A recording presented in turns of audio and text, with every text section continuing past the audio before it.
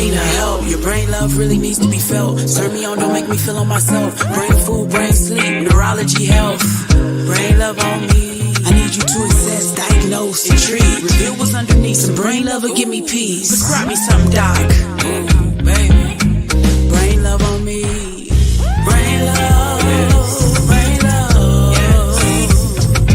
Brain love.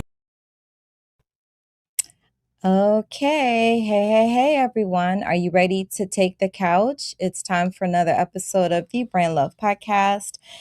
And of course, this will be on tonight on the podcast platforms as well: Spotify, iHeartRadio, Pandora, Apple Podcast, and this is streaming live now on YouTube. Thank you for joining me on the couch. I have a special guest tonight. Tonight's special guest is also a special friend who I was deployed with in Kuwait back in 2014. He wrote a book, Sparks That Endure. And I asked him to come on the podcast so that he could talk to us about his book. You can find the book on Amazon, by the way. This is the book here. You can find the book on Amazon. So hopefully, you guys will go on Amazon and look for the book, The Sparks That Endure: Why Our Core Human Drives Survive Mental Illness. So let's welcome Dr. Raymond. Hi, Dr. Raymond. Hi, Dr. Thomas. Thank you for inviting me. I'm Absolutely. really grateful for that opportunity to talk about my book. Yes, sir. And I'm glad to have you here because we need to talk about mental illness and we have to discuss it in a way that listeners and viewers will be able to understand so that they have some idea when they're dealing with folks who have serious mental illness, the things that should be expected and also some of the special concerns that we rarely ever talk about. So, before we go any further, I just want to introduce you to the audience. Dr. Clovis Raymond is a board certified psychiatrist, educator, and an author who's dedicated to advancing a more human centered understanding of mental illness. So, listen, guys who are watching, gals who are watching, guys and gals who are watching and listening, please tag a family member, a friend, or someone you know that might be experiencing mental health challenges or have a family member that's experiencing some sort of mental illness or mental health challenge, a serious mental illness or serious mental health challenge such as schizophrenia, bipolar, which we don't talk a whole lot about. I don't want to wait until May when it's Mental Health Awareness Month to discuss these things, because this type of challenge is happening every day. So Dr. Raymond is here to talk to us about this. He serves as a chief of psychiatry at Rockland Psychiatric Center in New York. He's also an assistant professor of psychiatry at Columbia University, where he teaches and mentors medical trainees. Dr. Raymond, as again, is the author of this wonderful book that I'm still trying to get through. I am still reading it.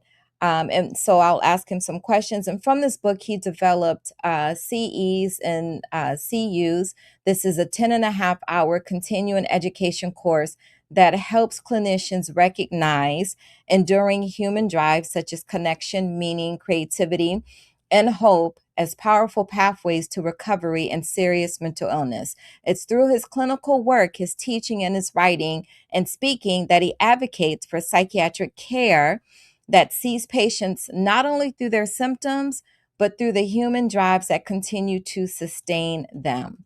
So thank you for being here, Doc. Thank you again.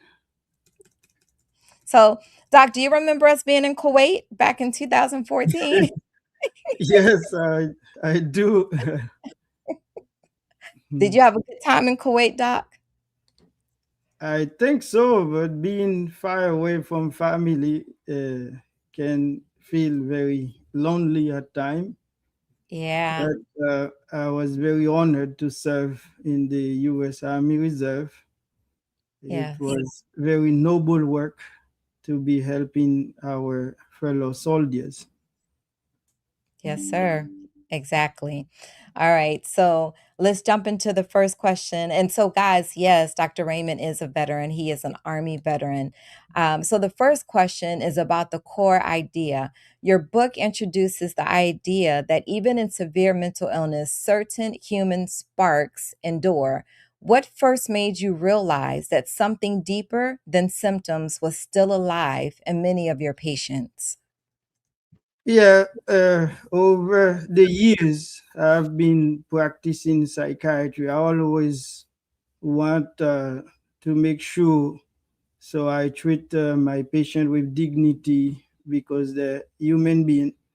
And most of the time, I realize that people just focus on the symptoms. Let's stabilize them and let's get them out of the hospital. When they're out of the hospital, the same thing, send them to a residential place, get them some benefits, and then nothing else. However, I start noticing that certain patients with even more serious symptoms, sometimes they end up spending decades in the hospital where they're missing the family connection, they're missing relationships, they're missing their own cultural food.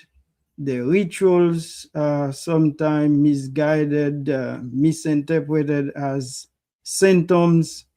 The time they want to be in relationship, intimacy, all of a sudden they get blocked from expressing those kind of human drives. And I also notice certain patients who are very quiet, doesn't interact much, and they sometimes are unforgotten. And I realize that their time, if the recreational therapist put music on, that same patient was very shy and their affect get brighten up.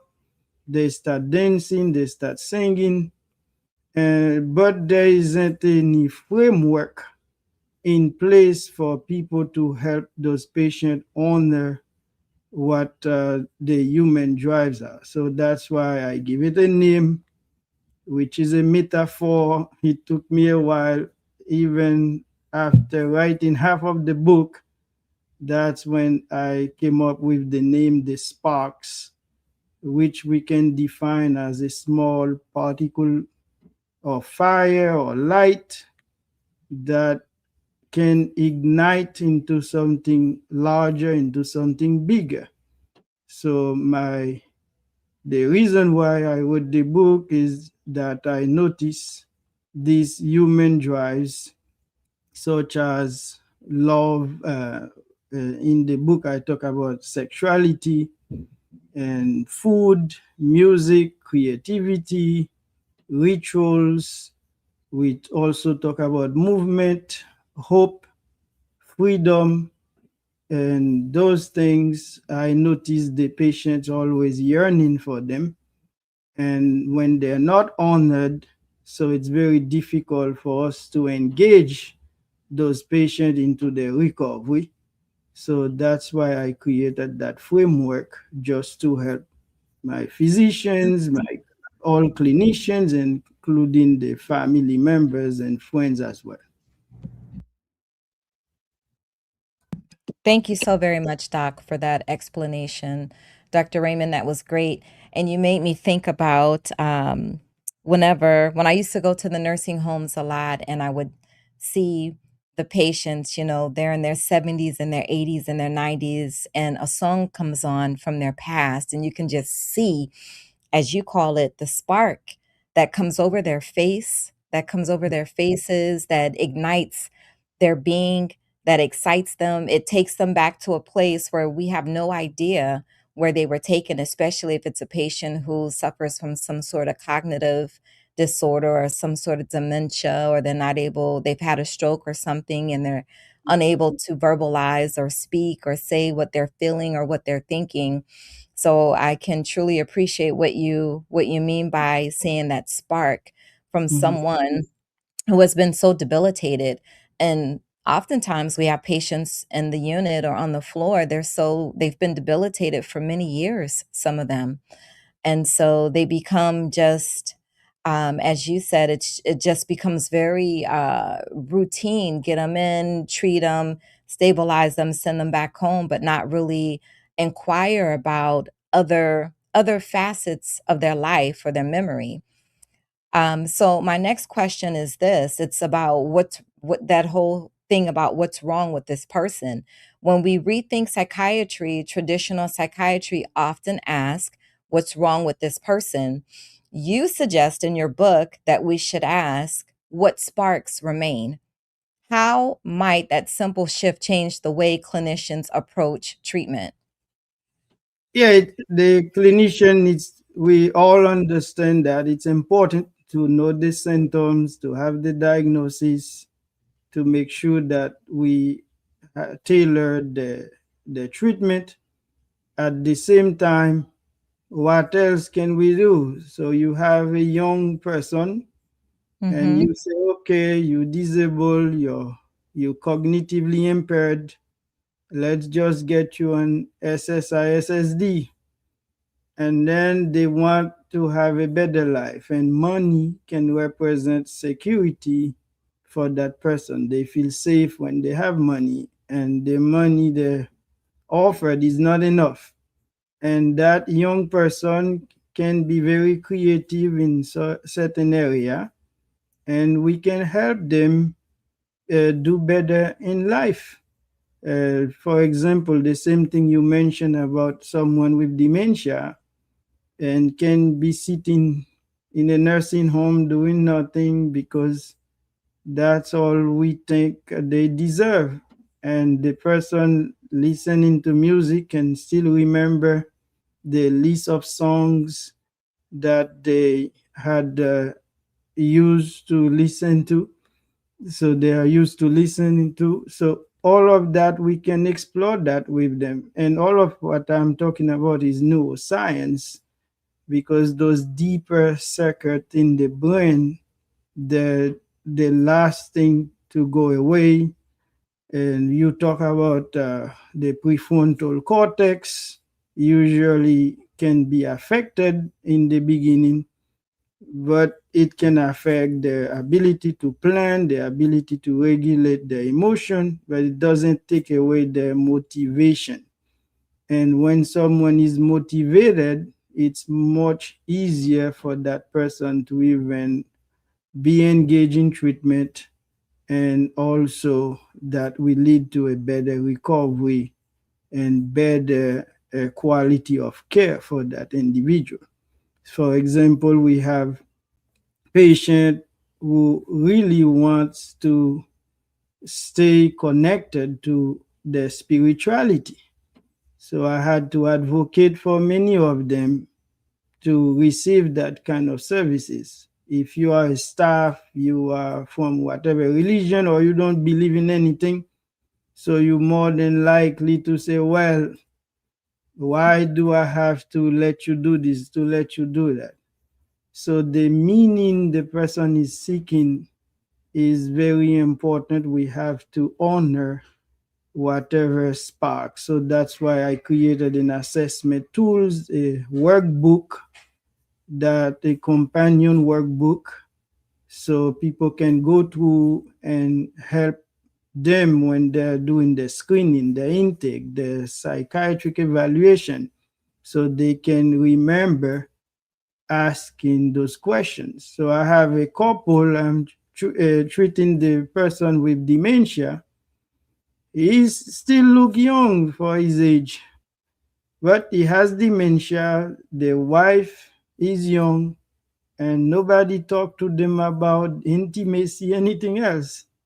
So he ended up being on some Cialis because he still have motivation to still have intimacy with his wife. And things like that I want clinicians and to be aware of, and also family to be aware that mental illness doesn't take away your whole life. So there are also other things that can be done. It can be done safely. Wow. Thank you. Thank you, Dr. Raymond. That is awesome. I think a lot of times when patients are visiting their clinicians, their physicians, their doctors, my experience from talking to patients has been, and also from talking to our own colleagues, yours and our colleagues, oftentimes our own colleagues are not comfortable in discussing with patients things like intimacy and love and sexual interactions. And but these folks have feelings. We have to have these hard conversations with them. I would imagine that your 14 Sparks framework, right? This 14 Sparks framework that you developed after years of clinical observations, that there may have been, and we're not going to go into what those 14 things are because I want people to buy the book so that way they can read about it. But I'm sure there was a particular patient encounter or a moment in your career that helped crystallize the framework. Am I correct? Yes, it is correct because I work at a state psychiatric hospital. So, freedom is also important. One of the sparks I talk about. The time patients are here forever, they are forgotten, like I said. And I noticed that they are not getting where all of what they need, all of the thing they yearn for that make them human. And therefore, I have to become an advocate. And sometimes you go to one person, that person is willing to honor that. Another one say, no, you spoiling this person. They have bad behavior instead of saying why that is important for that individual. And like one patient, like codfish, whenever that patient eats the codfish, she engage better in treatment, she cooperate better with taking the medication, and then people say no, if we do it for this one, we have to do it for the other one, and it becomes an argument, and the patient are the one uh, missing out on things that they would like to be done. We know how hospitals are. It's very difficult for them to cook for everybody different meal that you like. But once in a while, you have to say, oh, so and so has been here for 11 years. And what kind of food do they like? And if they like it, then how can we get them that kind of food for them to feel better about themselves? The same thing we do. We party with food. Food is the oldest circuit that ever existed, like in the hypothalamus, the most powerful gland we have in the body. So that's why you see some patients who are very disorganized. They even go into the garbage can to grab the food if you don't give it to them. We have some folks coming from correctional facility. When they just arrive, it's difficult for them to adapt because they don't want the food. That goes into a psychiatric emergency and people get hurt. Then the use of restraint and seclusion. So I have to stand up sometime and say, look, it's just like having an addiction. So now you're going to let the person be cold turkey about it. You have to slowly adapt. If he wants extra food, give it to him, because food help with regulation of emotion as well.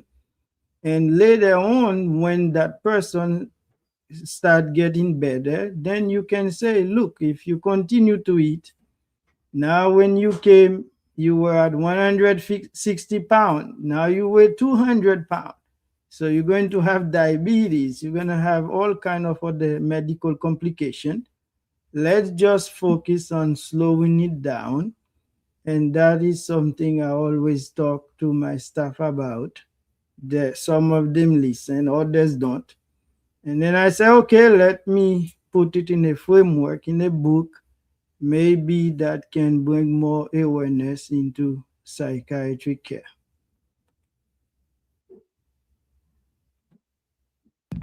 That's awesome. Sorry, I was posting on Instagram so the people watching live on Instagram know what we're discussing.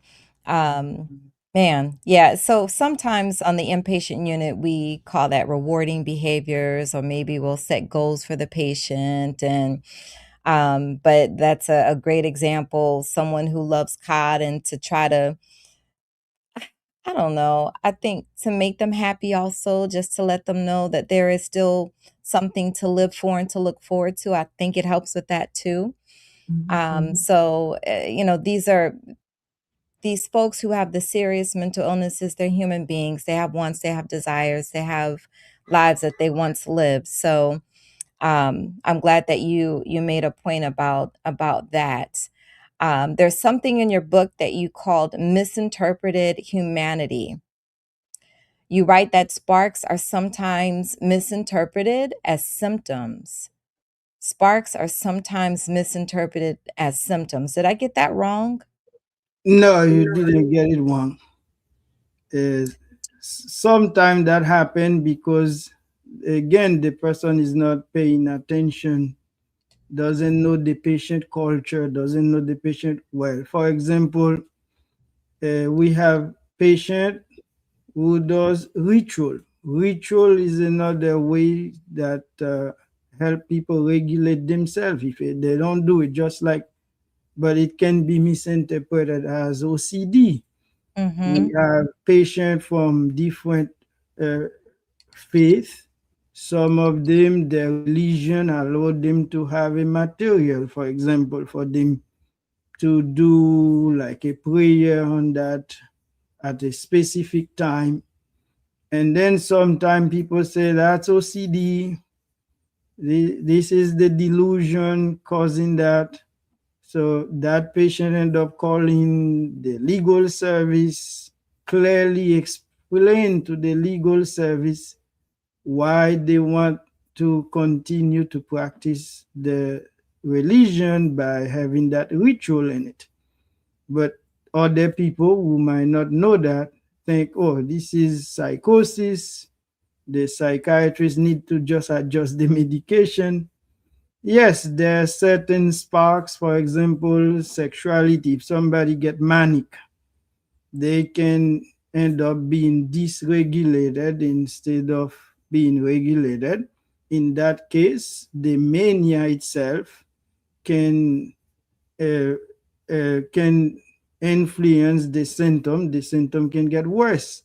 Yes, we want that person to be stabilized. Yes, we want to also explain to them why it's not safe now for you to involve in that kind of sexual activity that can lead to more problem. But again, it's all depend on the person that you're dealing with. Sometimes they say, oh, since he's doing this, let's just call a psychiatric emergency. Let's just inject him with medication. Let's put him in restraint. Let's put him in seclusion. So Mm-hmm. instead of suppressing the sparks, we can reframe it. I know you would like to have intimacy now. At the same time, we don't think it's safe. So the language, the acknowledgement is what is lacking sometimes. I'm not saying everybody who has a sparks should have it honored if it cannot be honored safely. What I'm bringing to the table is the awareness, the acknowledgement, what we call the validation. You validate first. This is what you are feeling. I hear you. I understand. At the same time, this is how we have to do it safely. Thank you. So let's discuss hallucinations or stabilizing mood.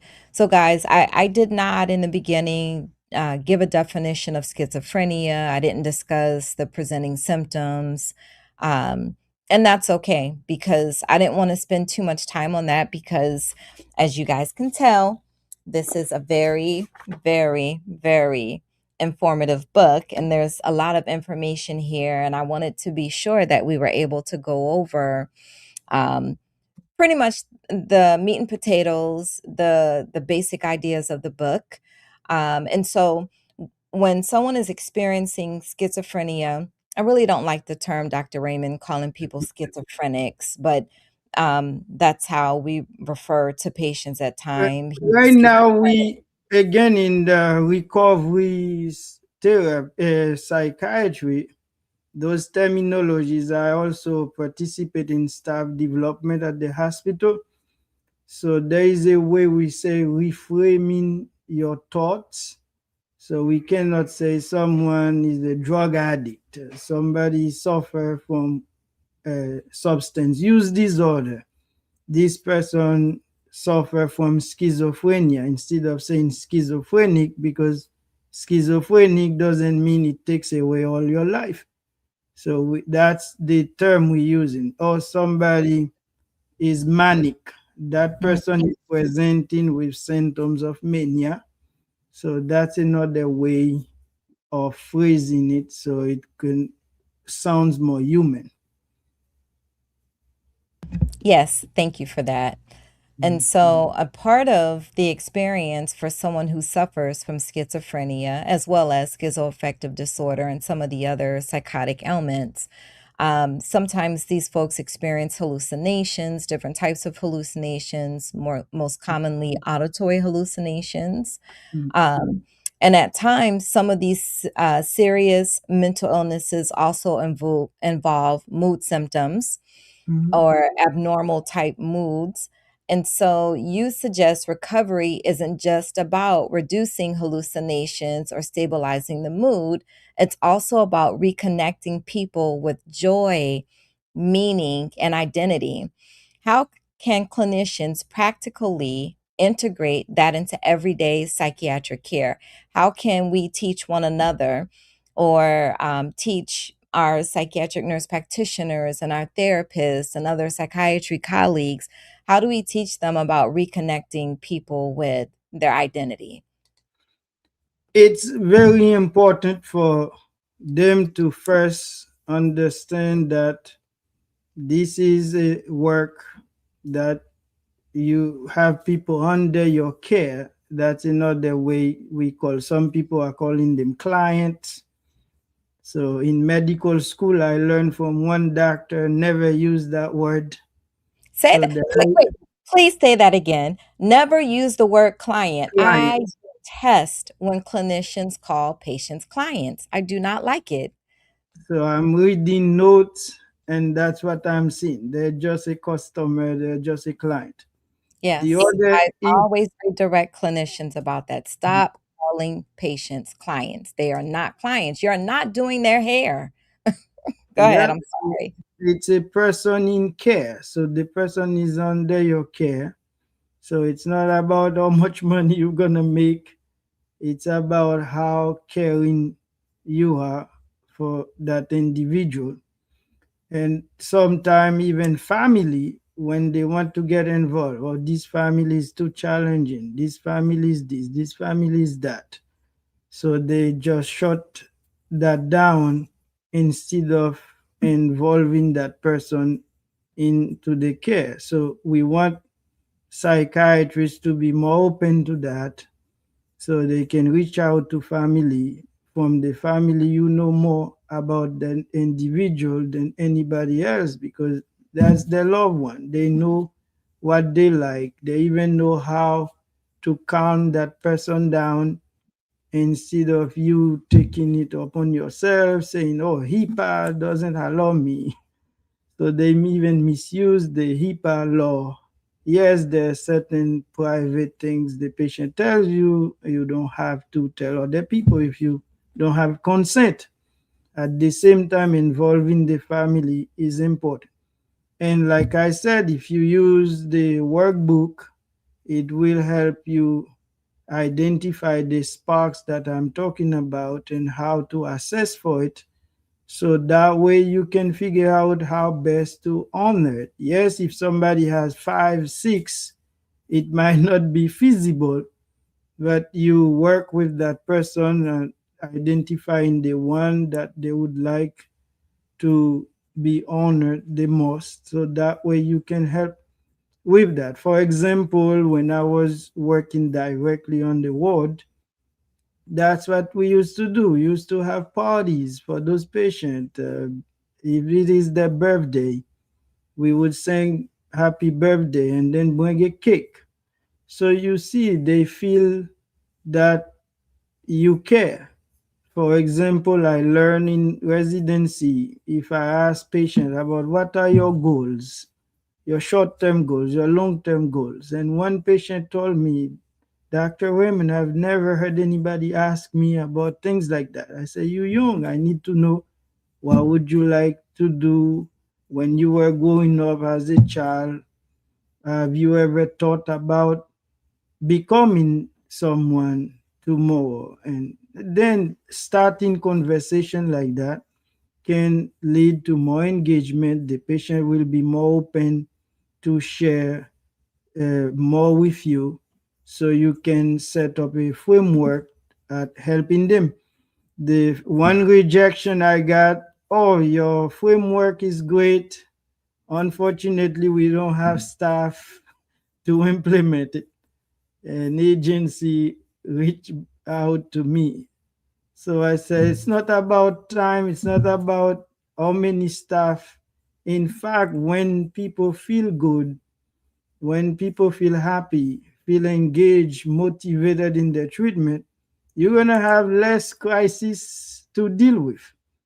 And that has been my experience. And most of the time, violence occur because patients feel there is no hope, there is no freedom, they're not being taken seriously. And what do you want them to do? They end up being helpless, and therefore they can become even more violent because of that. Yeah, those are great points. Helping someone, reminding someone that they have purpose is a very therapeutic tool to use with our patients. Letting them know that they have purpose. Sometimes people forget what their purpose was at one point in time, or sometimes they're so depressed that they just totally disregard it.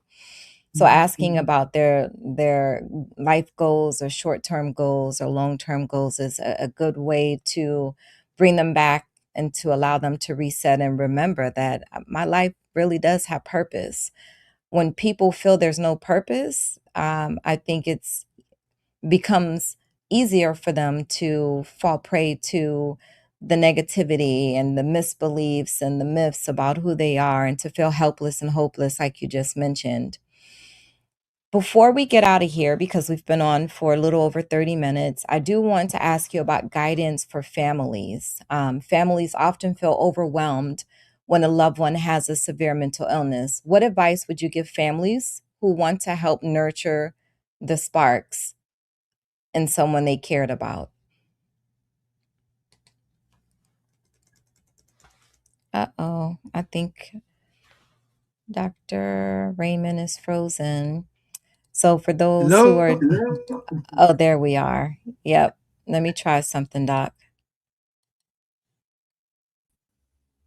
Okay. All right. So I removed you and added you back. Did you hear the Yeah. question about families, how we can help families nurture the spark?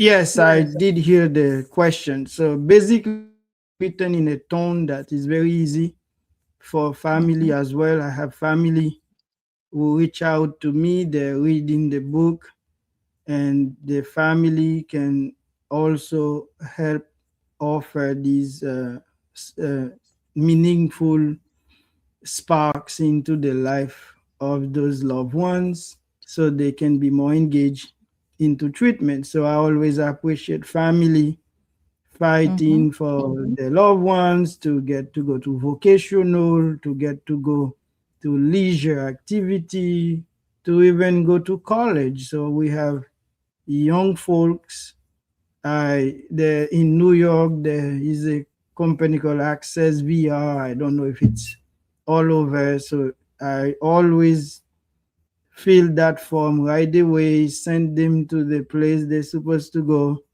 so they can get the help, financial help, to help them go through the school, their vocation, so that way they can be somebody else tomorrow. So we have also program.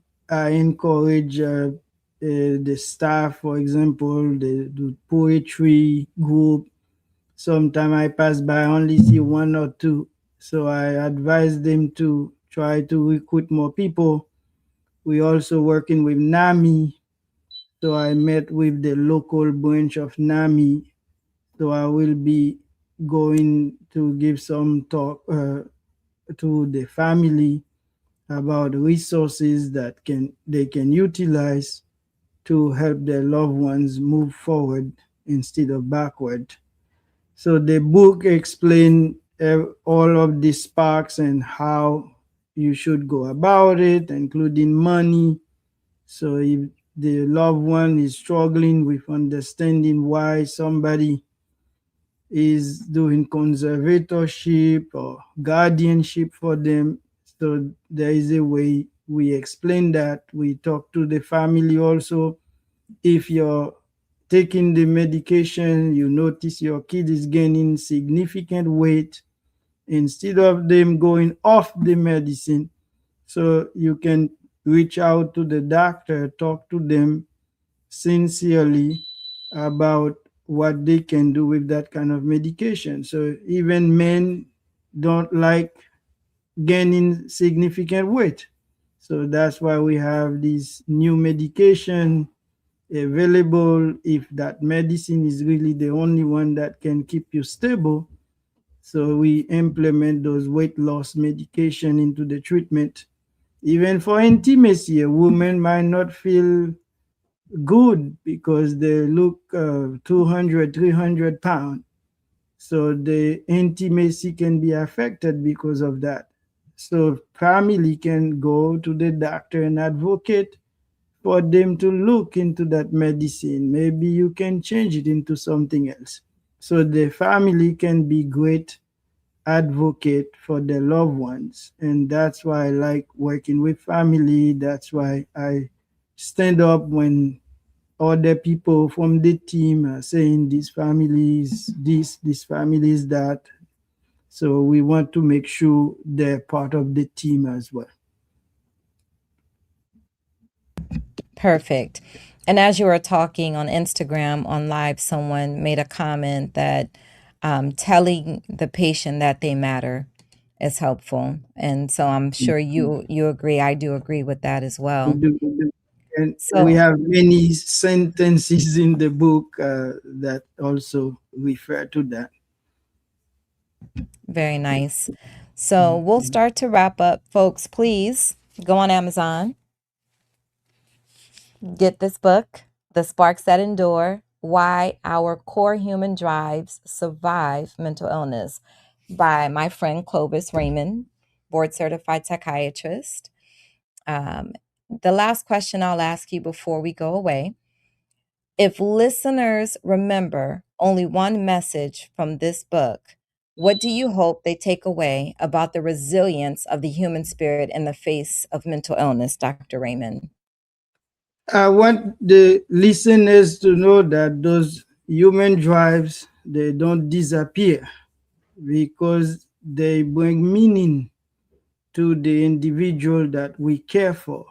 So therefore, we should do our best to honor them each time they present. So that would be the takeaway message for the listeners.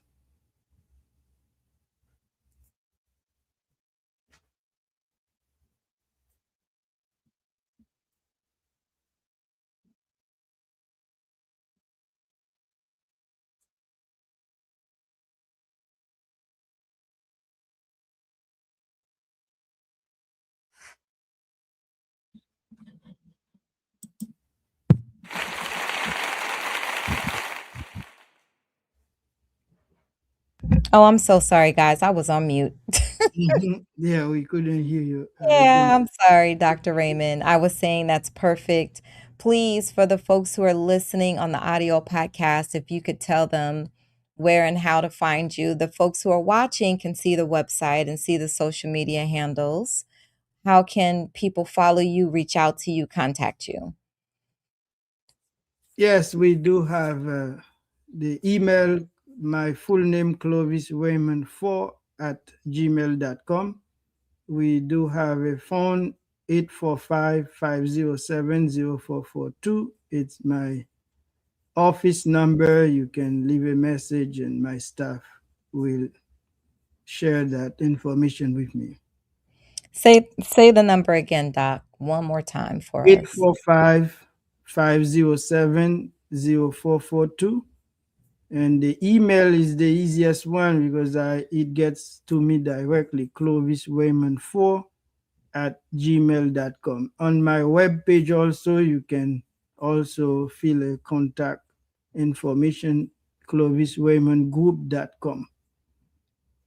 All right. And guys, once again, here is the book.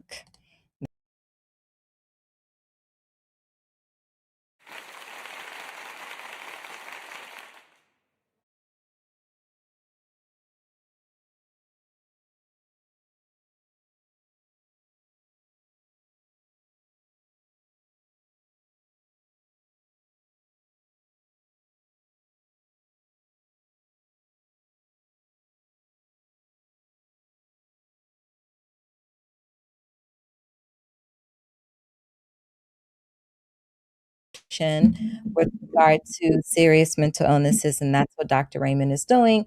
And if you're in an institution or you're part of an organization, discuss with your team inviting Dr. Raymond or you guys acquiring the workbooks, which are also on Amazon, so that you can learn more about igniting the spark Mhm. in these patients with serious mental illness. This is Yes, the there is the workbook. Awesome. Thank you again, Dr. Raymond, for being here. I appreciate you for coming on. I am the one to thank you for that great opportunity to talk about the book For more to brain help love, reach educate out. the community. Thank you, Doc. All right, guys. So if you haven't subscribed to the podcast yet, please subscribe. And that is it for the Brain Love Podcast. Dr. Delvena. Make sure you follow on Instagram at Dr. Delvena and at DRT Brain Love. Also, make sure you tune into the Brain Love Podcast, airing each and every Sunday at 8 p.m. with a new episode on all podcast platforms.